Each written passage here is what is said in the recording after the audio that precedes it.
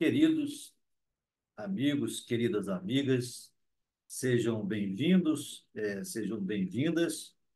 Hoje, dia 27 de março de 2024, resolvemos escolher um tema para falar sobre a política e sobre o eleitorado, né? A importância da gente compreender quanto à mútua e recíproca responsabilidade tanto dos eleitores brasileiros, quanto também, claro, dos políticos eleitos por todos esses eleitores do Brasil. E resolvi trazer esse tema, evidente, por duas questões. Inicialmente, pelo fato de que, nesse domingo passado, soubemos da ação da Polícia Federal através de um mandado de prisão e também de vários mandados de prisão e também de busca e apreensão determinados pelo Supremo Tribunal Federal a respeito dos suspeitos como mandantes da morte da vereadora Marielle Franco. E, a partir dessa notícia, houve quase que uma movimentação muito intensa, vamos dizer dessa forma, dos meios de comunicação e dos meios políticos, não é? A respeito da responsabilidade desses políticos, desses agentes públicos que deveriam preservar, né, a, a segurança, a dignidade das pessoas, da sociedade, né? E estão nesse rol de suspeitos de terem engendrado, terem planejado a morte da vereadora Marielle Franco em 2018. Então, esse é um ponto que eu penso que é relevante, porque traz a preocupação de quanto está a nossa sociedade, tanto no nível da população em geral, mas também no nível das instituições, em relação à dignidade da pessoa humana, em relação ao respeito ao coletivo e às individualidades. Eu digo isso também, quer dizer, resolvi falar sobre o assunto também, porque nós já estamos no final do mês de março e esse ano é ano de eleições municipais em todo o país. Então, a partir dessas duas, digamos assim, desses dois pontos de levantar questões a respeito, eu resolvi então trazer esse tema e coloquei o título quanto à responsabilidade recíproca e mútua entre nós, eleitores, e os políticos que elegemos.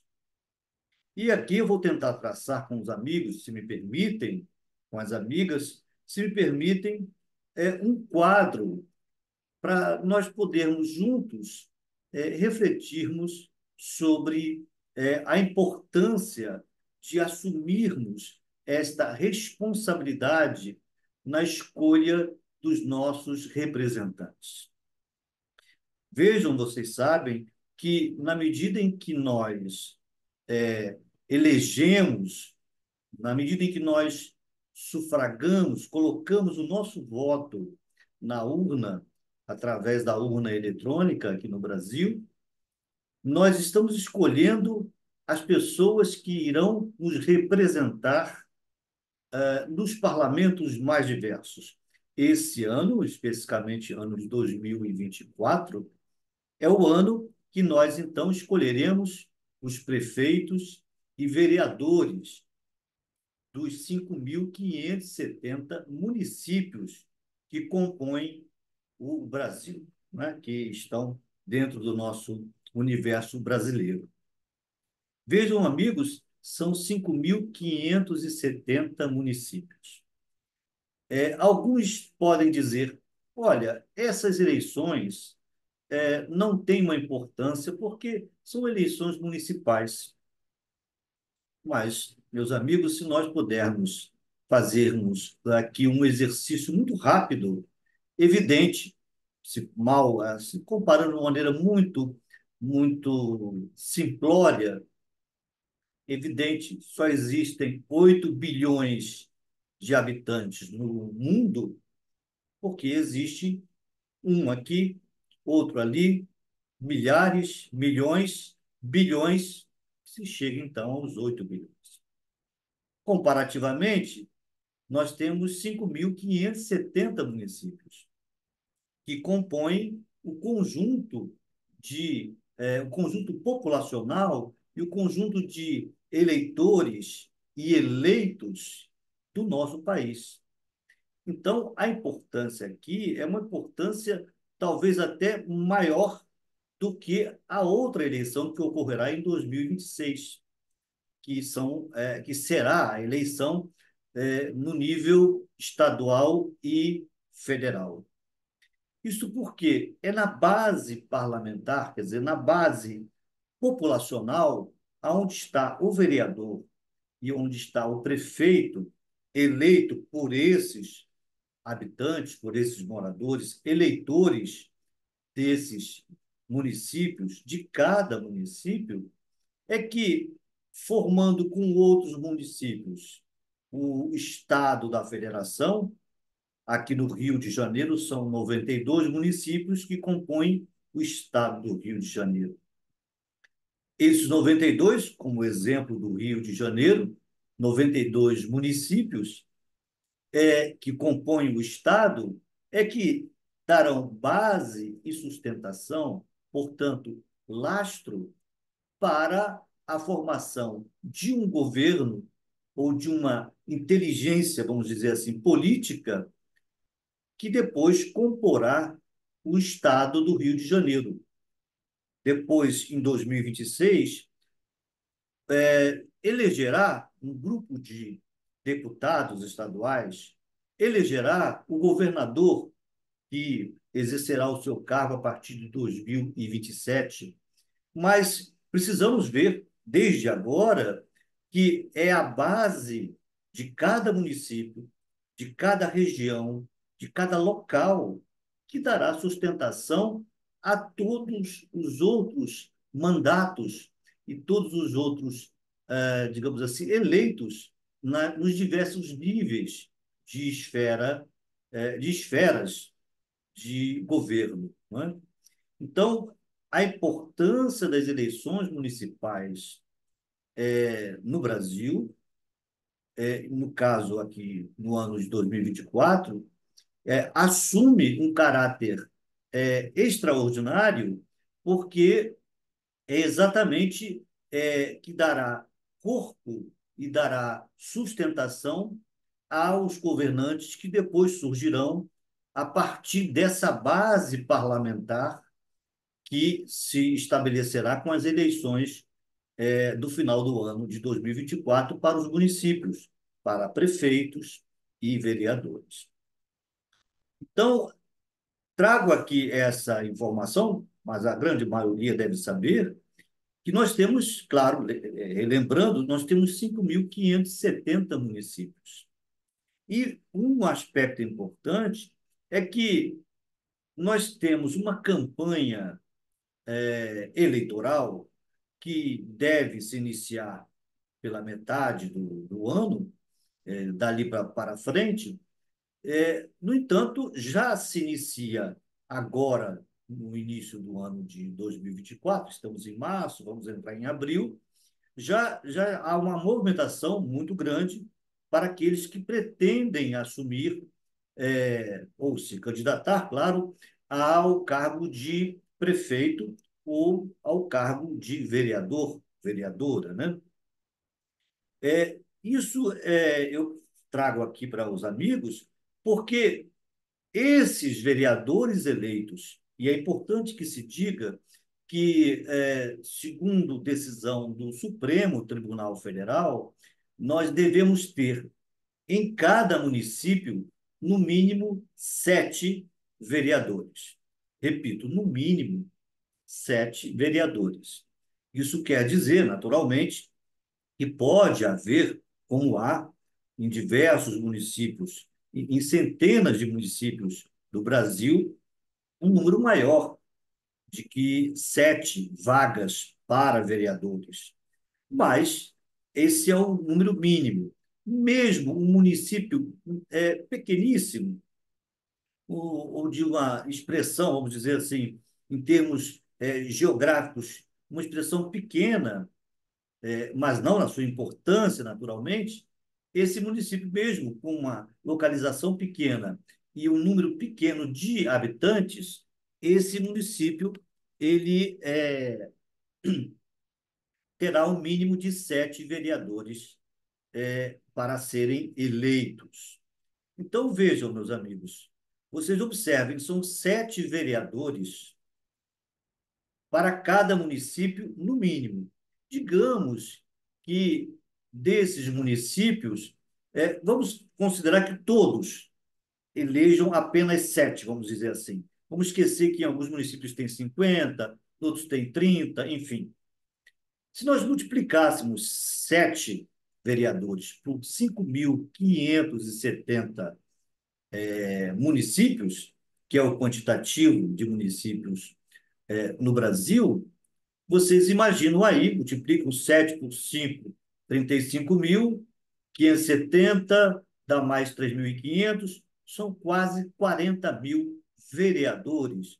Se nós considerássemos, ou se nós considerarmos apenas 7 vereadores em cada município, né? Como nós já dissemos, outros municípios, alguns municípios, têm um número muito maior que esse. Mas então, nessa medida, contando apenas com 7, que é o número mínimo de vereadores, vocês imaginam e vejam o potencial em torno de 40.000 eleitos que certamente exercerão o seu mandato político e terão uma grande influência, evidente, também na sequência das eleições do ano de 2026. A política, como todos sabem, ela não é estática, ela é dinâmica e, portanto, as peculiaridades de uma eleição municipal, ela também tem reflexos importantes nas eleições estaduais. E aí, deixa eu só puxar aqui para a informação, e aí vocês vejam, o artigo o artigo 1º da Constituição diz que um dos fundamentos da República Brasileira é o pluralismo político, né? Dignidade da pessoa humana, né? Soberania, e um dos fundamentos importantes, tanto são um dos fundamentos que estão no rol do artigo 1º da Constituição. Daí, tal a relevância desses fundamentos. Então, o fundamento do pluralismo político é, quer nos demonstrar, melhor dizendo, nos demonstrar que existe a necessidade de aceitarmos pensamentos diferentes, pensamentos diversos, pensamentos que ideologicamente podem ser contrários ao que nós pensamos, aquilo que nós defendemos.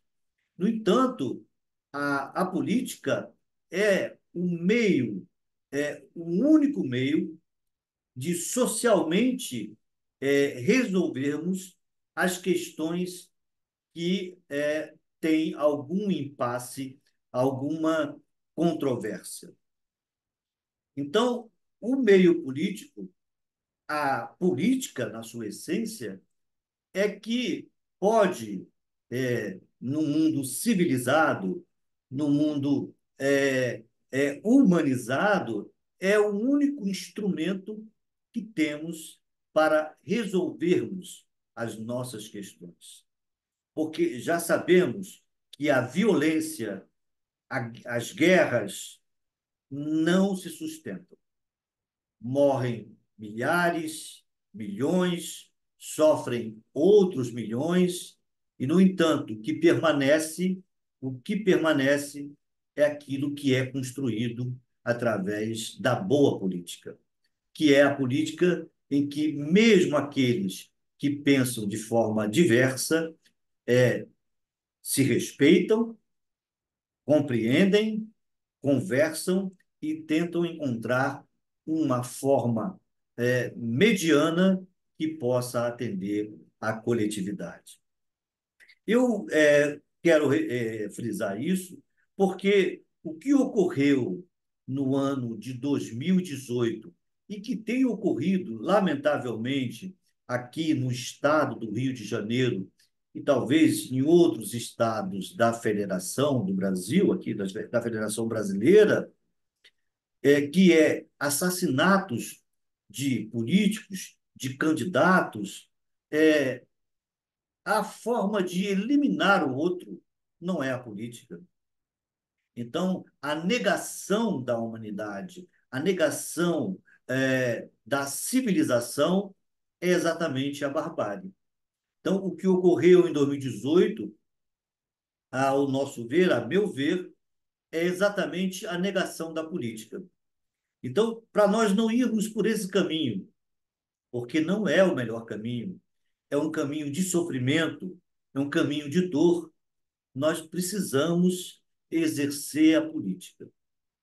E podemos exercer a política com responsabilidade e com essa responsabilidade mútua e recíproca com os nossos representantes, não fugindo exatamente da minha responsabilidade social de atuar aonde eu estiver, onde nós estivermos, para conseguir obter uma resposta social mais adequada para a sociedade.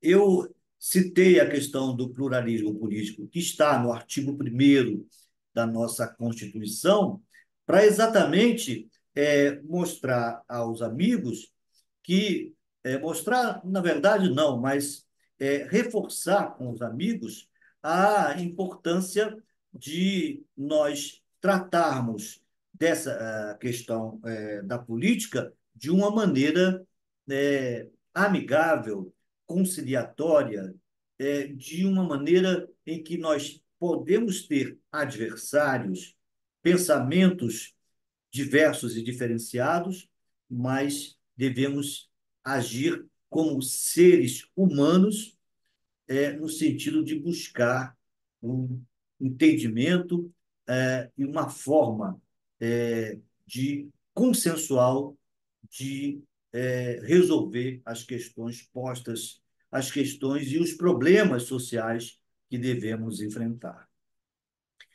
Quando eu ouço, e aí lamento muito ouvir isso, alguém dizer que eu não quero nada com a política, eu não quero me envolver na política, eu penso de uma maneira muito triste de que a sociedade precisa acordar para o sentido real da política. Se nós temos um caso ou outro, ou algumas situações, talvez um pouco mais exacerbadas, nos meios políticos, ou nas instituições, nas estruturas políticas, nas estruturas do Estado brasileiro, a responsabilidade é nossa, é de cada um de nós. Então, eu quero aqui aproveitar esse dia de hoje para lembrar a todos os amigos que tudo que está acontecendo no país, não quero lembrar, eu quero dizer, porque os amigos, as pessoas que nos ouvem, que nos seguem, enfim, que estão conosco, sabem da nossa preocupação, da minha preocupação, com relação ao bom viver, né? A uma convivência de contrários, mas uma convivência pacífica, né?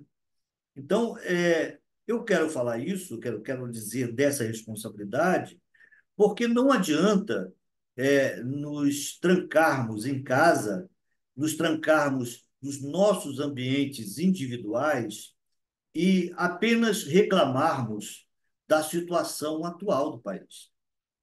Não adianta e não leva a lugar nenhum, senão a entregar às outras pessoas que participam da política o nosso destino, o nosso caminho. Porque quando eu não voto, quando eu recrimino a política como se todos os políticos e todas as pessoas que estão na área política fossem criminosos, eu estou, de certa forma, generalizando e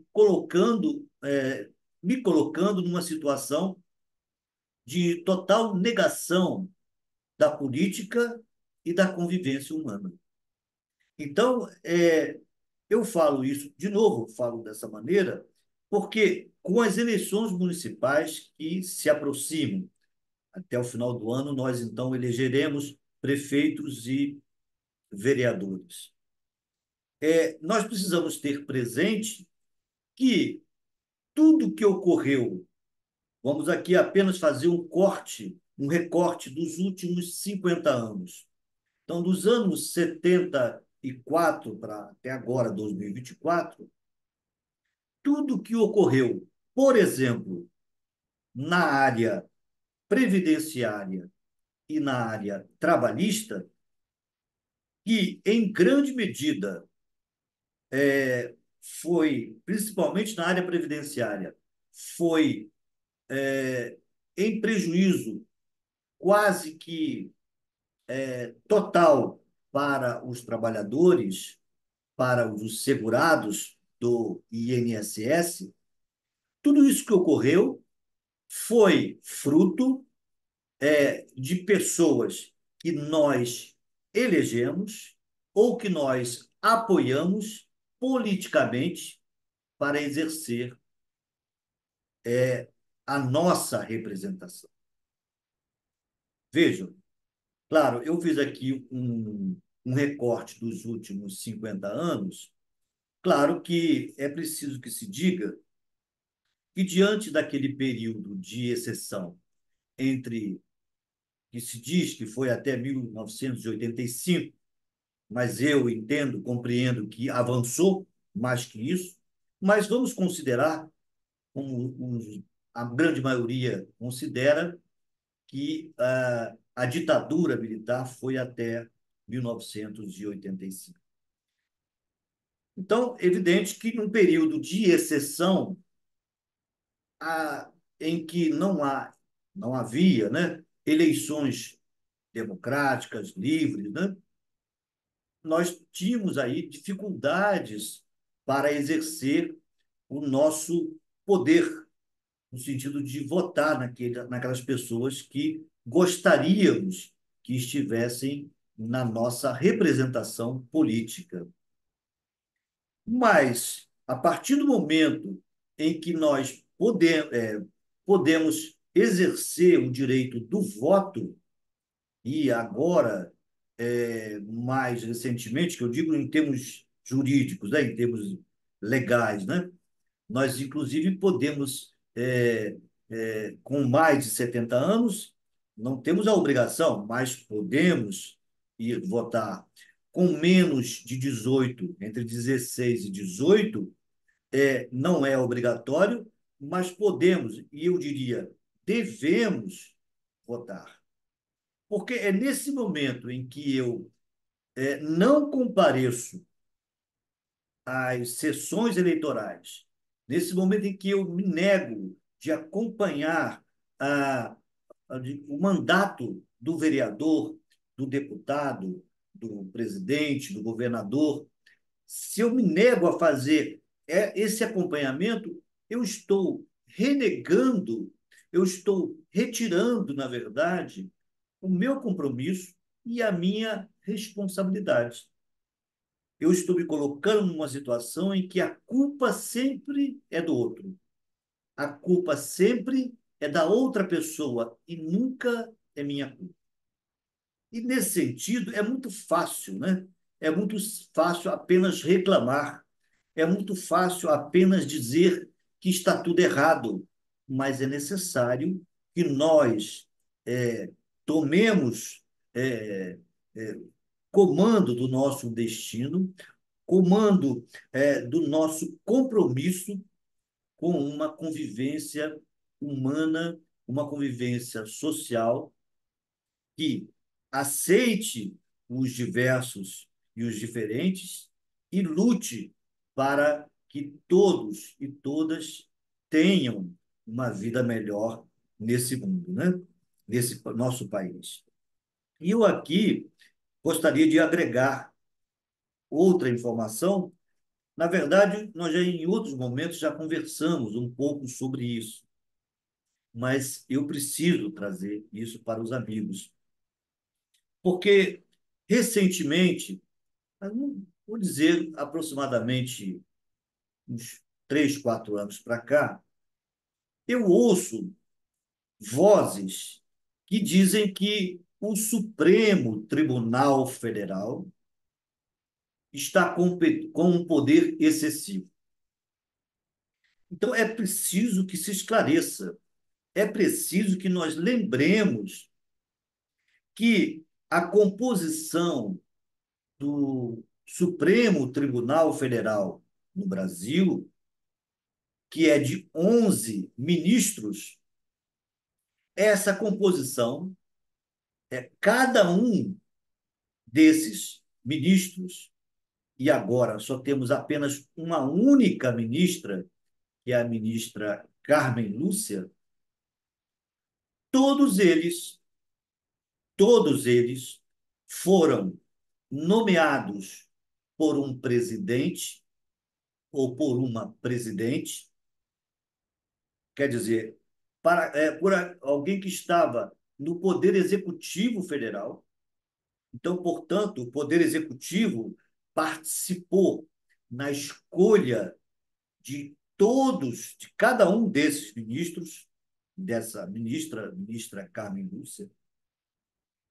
Por outro lado, a partir da indicação, vamos dizer assim, do presidente, ou daquele que estava na presidência, o cargo vago, o cargo desse ministro indicado, nomeado, foi a sabatina do Senado Federal, que é a casa legislativa do Congresso Nacional, que atua no momento em que é nomeado, ou, no caso, indicado, né, para assumir a vaga no Supremo pela presidência. Então, a presidência atua e depois vai até o grupo de senadores, a casa, né, do Congresso Nacional, e os senadores participam, fazendo a sabatina, aprovando ou não o nome dessa pessoa indicada a assumir como ministro do Supremo Tribunal Federal. Então, vocês observem que quando alguém reclama do Supremo Tribunal Federal, está reclamando, mas também tem a responsabilidade, tem que ter a honradez, tem que ter consciência, melhor dizendo, de que aquele ministro ou aquela ministra que está hoje no Supremo Tribunal Federal chegou até ali por conta das pessoas que nós elegemos, tanto para presidente, né, quanto para senador. Então, aqui no Rio de Janeiro, vamos dar aqui um exemplo, nós temos lá o senador Flávio Bolsonaro, né? Temos mais outros senadores. E no Brasil inteiro compõe 81 senadores. Então, os 81 senadores têm o poder de veto ao nome que for indicado pela presidência. E esses senadores foram eleitos por cada um desses brasileiros nos cantos mais diversos desse país. Aqui no Rio de Janeiro, no município do Rio, aquele que mora no município mais distante dos grandes centros. Todos nós participamos da eleição, indiretamente, desse ministro que está agora no Supremo Tribunal Federal. Então, agora, dizer, não, porque o Supremo Tribunal Federal está exercendo de forma demasiada e incorreta, ora, nós então temos que repensar a estrutura, precisamos repensar a estrutura do Estado brasileiro. Mas antes disso, precisamos ter muita atenção quando nos dirigirmos à sessão eleitoral para elegermos o nosso vereador, para elegermos o nosso prefeito, a nossa prefeita, para elegermos a governadora, o governador, a presidente, o presidente, os senadores, as senadoras. Olha, observe uma coisa, meus amigos. Nós, no Brasil, nós estamos. Existe uma homenagem especial no mês de março, às mulheres.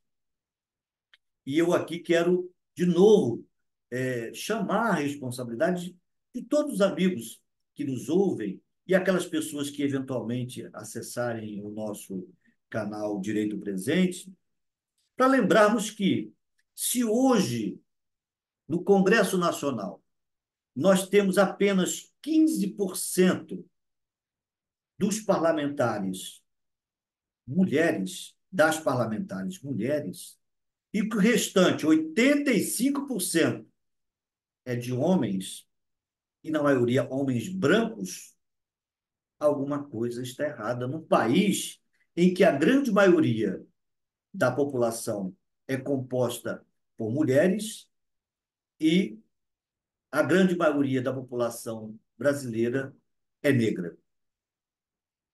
Então, alguma coisa não está certa, alguma coisa está errada e me parece, me permitam dizer, me parece que uma das questões aqui que precisam ser tratadas é exatamente da representação. E essa representação, ela é reflexo dos nossos votos, votos que nós depositamos, ou quando nós, um de nós, né, por acaso, se candidata a um cargo eletivo.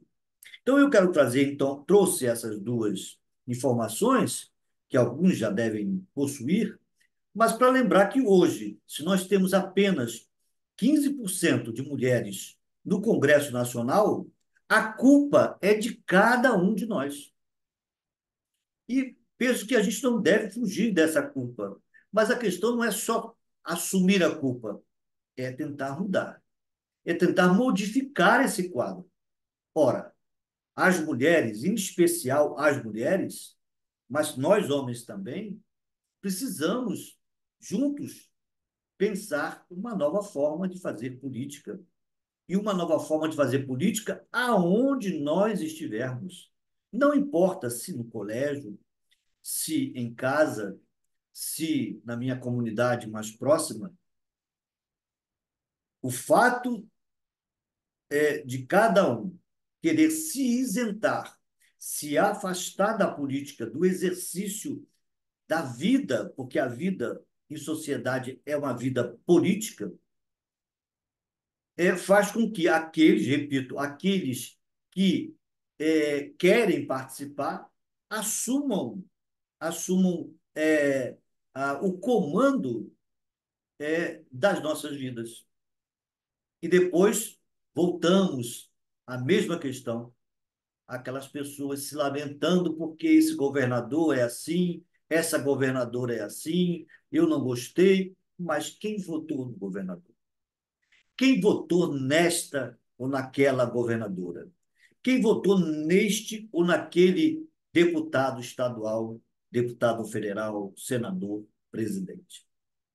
Então, não adianta apenas reclamarmos no canto, pelos cantos, e não assumirmos a nossa responsabilidade política, a nossa responsabilidade social de escolher efetivamente representantes que tragam melhorias sociais importantes.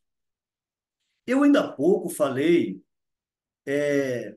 da estrutura do Estado e citei o Supremo Tribunal Federal como um exemplo para demonstrar que a composição que hoje existe, de 11 juízes, ministros, né?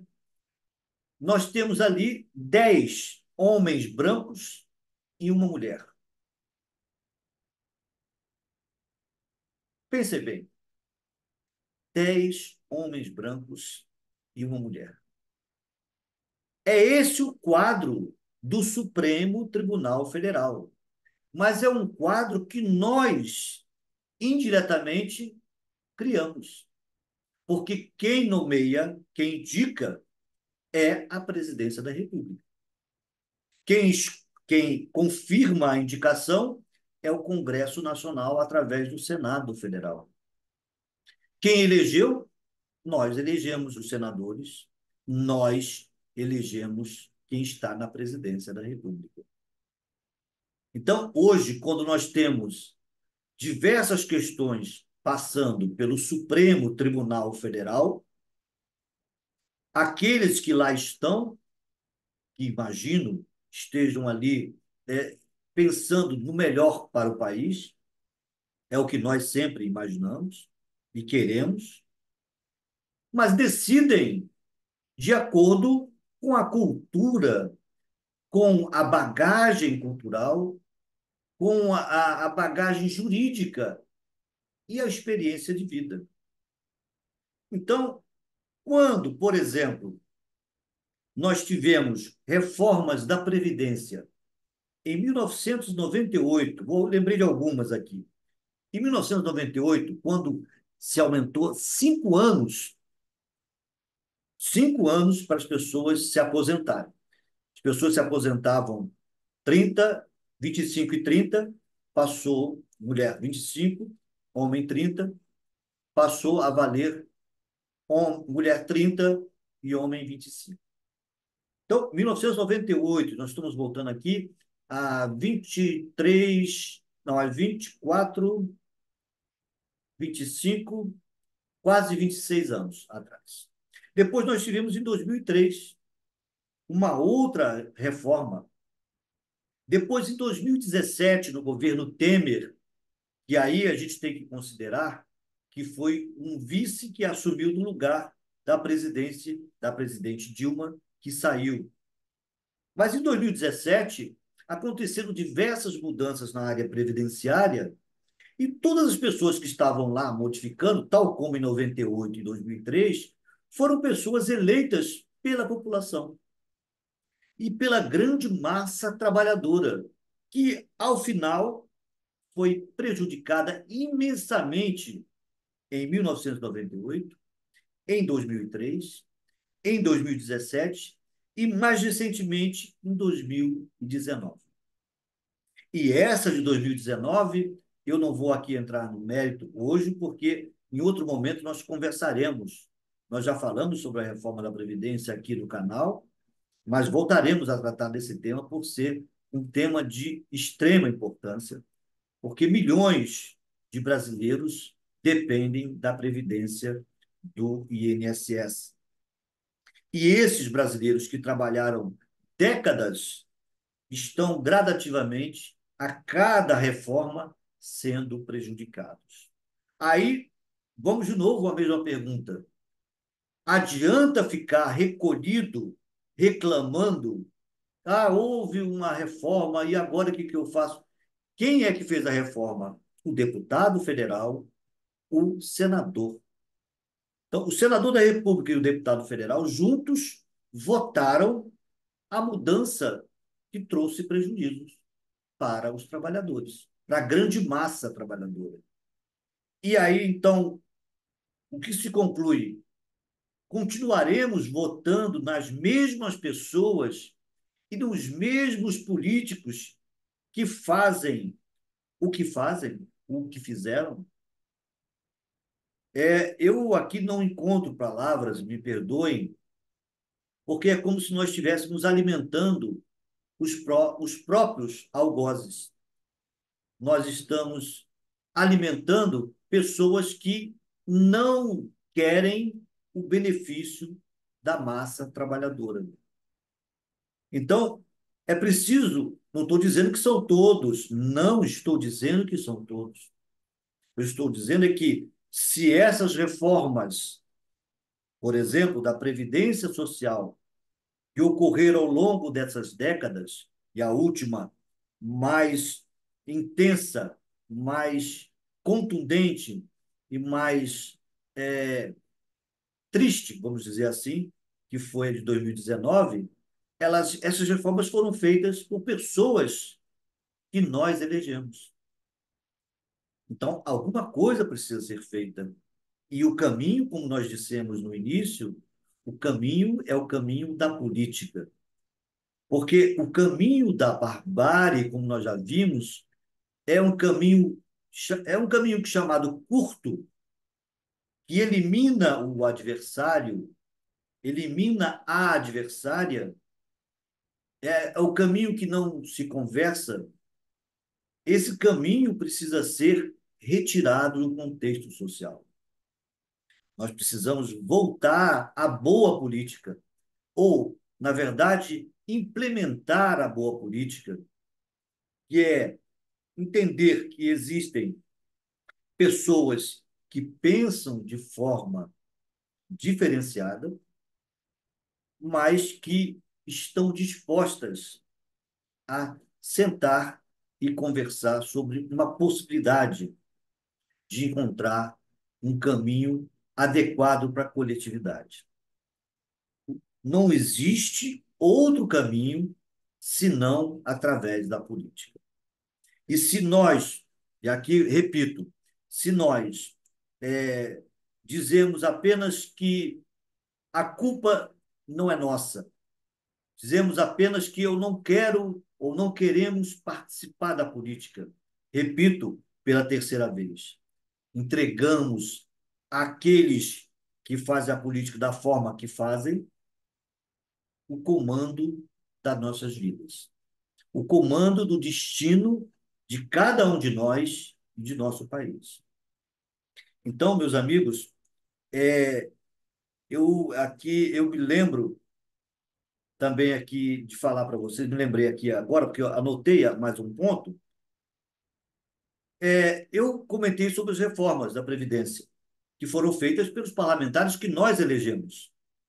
Mas eu queria aqui também lembrar que o salário mínimo, hoje, que é de R$ 1.412, salário bruto, para aquela pessoa que trabalha 44 horas semanais, porque assim é a previsão, a pessoa que trabalha 44 horas semanais. O salário mínimo bruto é de R$ 1.412. Ora, meus amigos, se assim é fruto, é resultado daquelas pessoas que atuaram e atuam como parlamentares, como governadores, como presidente, né, presidentes ao longo do tempo da República. Então, os deputados e senadores votaram no Congresso Nacional um salário mínimo de 1.412. Salário mínimo que nós sabemos que não atende aos direitos básicos para dar dignidade a cada um de nós. 1.412, se nós imaginarmos só em alimentação, só em moradia, praticamente você não tem mais. Você paga e fica faltando. Evidente que falta, porque é um valor bruto, que ainda há desconto para a Previdência Social desse valor, 1.412. Então, salário mínimo, a própria estrutura do Estado. Veja uma coisa, eu esqueci de falar sobre isso, mas lembrei agora. Eu falei ainda há pouco do Supremo Tribunal Federal.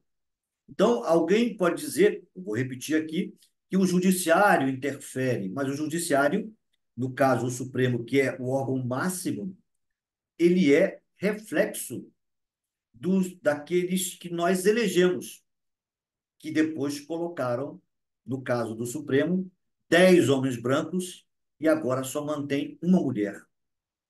Então, um país de mais de 50% de mulheres e mais de 50% de população negra. Outros reclamam, privatizaram aqui no Rio de Janeiro, privatizaram a Companhia de Saneamento, a SEDAI.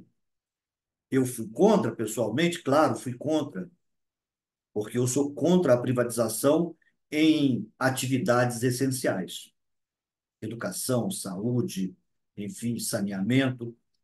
Aquelas previsões dentro dos direitos sociais do artigo 6º da Constituição.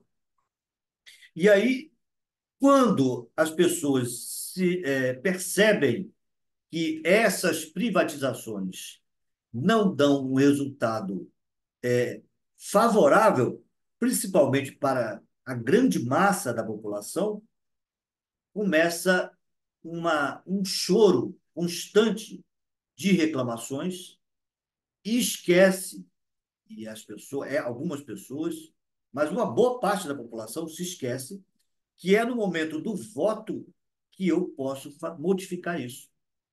Porque são as pessoas que, eleitas, vão eventualmente propor privatizações, que vão propor uma modificação da estrutura estatal, a privatização de grandes empresas, como foi o caso da Vale do Rio Doce, como foi o caso da tentativa de privatizarem os Correios, como foi o caso da privatização aqui do Rio de Janeiro, da Companhia Estadual de Águas e Esgotos, a SEDAI. Então, tudo está de forma imbricada, de forma entrelaçada com a nossa participação política. Se nós efetivamente não participamos, se nós efetivamente não nos preparamos, não nos dedicamos. Só um instante, meus amigos, deixa eu só fazer aqui uma pequena ajuste, tá? Pronto, agora sim. Então, se nós não nos preocuparmos de escolher bem cada representante, ou aqui fica uma proposta para aqueles que gostam de atuar mais na linha político-partidária, se candidatem. Se candidatem a vereadores, se candidatem a prefeitos, se candidatem aos cargos eletivos, todos que tiverem. Eu lembro que o ano passado, nós aqui fizemos 2 programas, duas lives, e reforçamos a importância dos conselhos tutelares, né?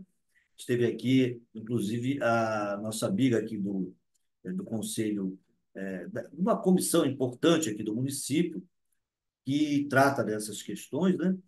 E um cargo eletivo importante. Então, nós tivemos eleições para o Conselho Tutelar nos 5.570 municípios do país. E esses conselheiros tutelares, nós precisamos entender que a atuação deles também é uma atuação política, porque toda a nossa atuação social, ela reflete uma vida política. Nós somos seres políticos, né? Então, é importante que a gente tenha aqui, então, consciência de que a responsabilidade é mútua, né, entre nós e cada um daqueles que nós elegemos, que a responsabilidade é não só mútua, mas é recíproca, porque, ao mesmo tempo, a gente tem que cobrar E o eleito, aquele vereador, prefeito, enfim, governador, deputado, também deve, e isso eles fazem, né, buscar a verificação da aceitação do seu eleitorado. Então, a cada momento que nós não nos pronunciamos, nós não participamos da vida social, nós, repito, deixamos para terceiros, para desconhecidos, para pessoas que nós nem nos preocupamos em saber qual a sua intenção política, essas pessoas acabam assumindo o poder, ascendendo as cúpulas de poder no país e determinando os rumos da nossa nação. Eu aqui também gostaria de lembrar, ainda falando dos diversos poderes, claro, quando a gente elege o prefeito, a gente está elegendo alguém do poder executivo, dado que no Brasil nós temos três poderes, né? Executivo, legislativo e judiciário. E quando eu elejo um vereador, um deputado, um senador, eu elejo, então, aqueles que vão compor o parlamento, seja na esfera municipal, estadual ou federal, né? É, agora, é bom lembrar aqui, é bom lembrar aqui que 20%, olha, vejam só a importância dessa informação, 20% do judiciário de cada estado, nós temos 26 estados e o Distrito Federal. Então, dessas 27 unidades da federação, nós temos 20% das vagas de desembargadores, de desembargadoras, que compõem o Poder Judiciário na segunda instância nessas unidades federativas, 20% dos cargos de desembargadores e desembargadoras são por nomeação. Vou repetir: 20% dos cargos para desembargadores e desembargadoras nas unidades da Federação Brasileira, 26 estados e Distrito Federal, essas vagas são preenchidas por nomeação. Não são vagas por concurso público. No sentido, concurso público, ingressa como juiz, depois, por antiguidade, por mérito, chega à condição de desembargador, que são aqueles juízes de segunda instância em cada estado.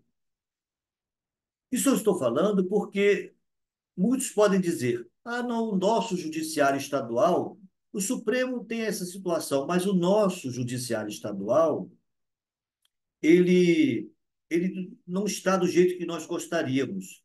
Vejam, quem estabelece, quem define a estrutura dos poderes é, é o próprio Congresso Nacional. E lá foi decidido há muito tempo que, na própria Constituição, mas, enfim, esse preenchimento de 20% das vagas. Então, o judiciário também, claro, tem aí toda uma argumentação que 20% seria para oxigenar, digamos assim, o pensamento e as teorias, enfim, o pensar do judiciário em cada localidade, em cada região, né?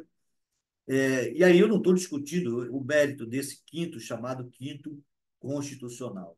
Mas eu estou apenas demonstrando a vocês que o judiciário estadual também em parte, reflexo daquelas pessoas que nós elegemos como governadores e como deputados estaduais, porque eles, ao fim e ao cabo, vão decidir aquele que vai ocupar, ou aquela que vai ocupar o cargo de segunda instância no judiciário daquele estado. Então, meus amigos e minhas amigas, eu basicamente encerro por aqui o nosso assunto de hoje, lembrando a todos que o artigo 14 da Constituição, que prevê a questão do voto, né?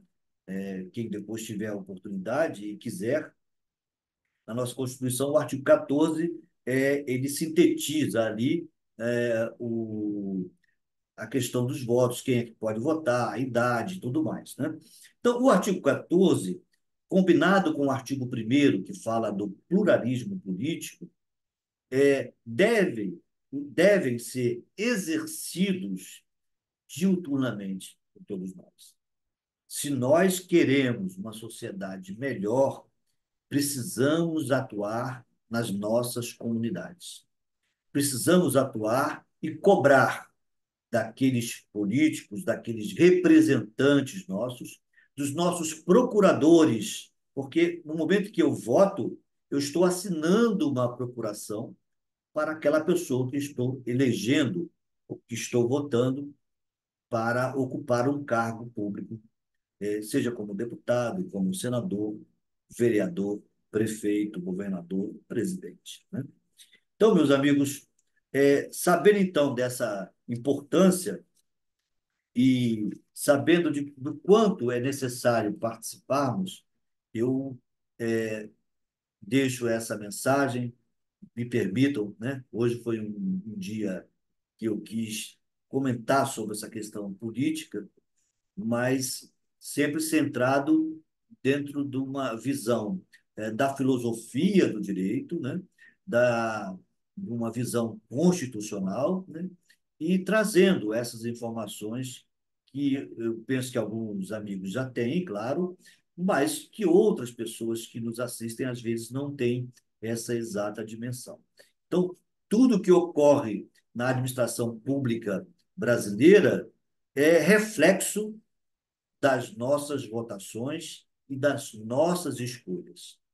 Se não escolhemos bem em determinado momento, talvez seja a hora de refletir para escolhermos melhor na próxima oportunidade. Eu, mais uma vez, agradeço os amigos que nos acompanham. Peço, por gentileza, àqueles que puderem compartilhar, que puderem curtir, que puderem transmitir essas mensagens, essas informações para a gente expandir o nosso canal, eu ficaria muito grato. Fico muito grato, né? E espero encontrar vocês na próxima semana, quando nós, então, voltaremos aqui para falar de mais um tema de interesse coletivo. Um bom final de semana, um feriado longo, né, nesse período agora de Semana Santa, e tenho, então, um período muito produtivo e muito pacífico, e na semana que vem estaremos aqui juntos, mais uma vez. Um abraço grande e até lá.